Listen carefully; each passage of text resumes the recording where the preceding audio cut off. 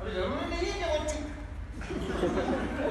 बेकार आदमी का मर्डर अभी अपन तीनों में से किसी ने किया है। अब उनका बहुत दिलदार भाई मोटा क्यों नहीं हो सकता है? अगर उसने अनवर को सिटी छोड़कर भाग के पकड़ लिया तो हम मोटे को भी इस लिस्ट में शामिल कर लेते हैं।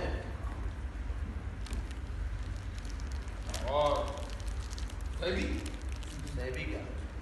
ये अगर अनवर ने उसे यूज करने के बाद रद्दी में डालने का सोच लिया तो उसके पास रीजन नहीं उसको मर्डर करने का। अबे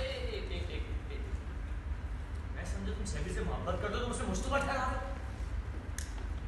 मैं तो ये जेम्स बॉन्ड को समझा रहा हूँ कि इसके पास हर बात का आंसर नहीं है।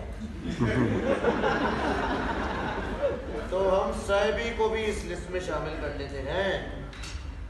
अब हमारे पास कुल 5 मुश्तबा अफराद हैं। सब खुश? एक और ख्याल भी आ रहा है मेरे दिमाग में। आदम साहब, चूंकि आप तमाम हालात वाकयात लिखते रहे हैं, इसलिए आपके जहन में तो कोई होगा जिस पर आपका सबसे ज्यादा शक जाए। आप यकीन जानिए, इस वक्त मेरा जहन एक कोरा कागज है। वैसे भी ये कहानी का बहुत इब्तिदाई हिस्सा है। जी, सो तो है। आप बताइए गलत साहब, क्या कहती है आपकी सुराग रसानी? कौन हो सकता है कातिल?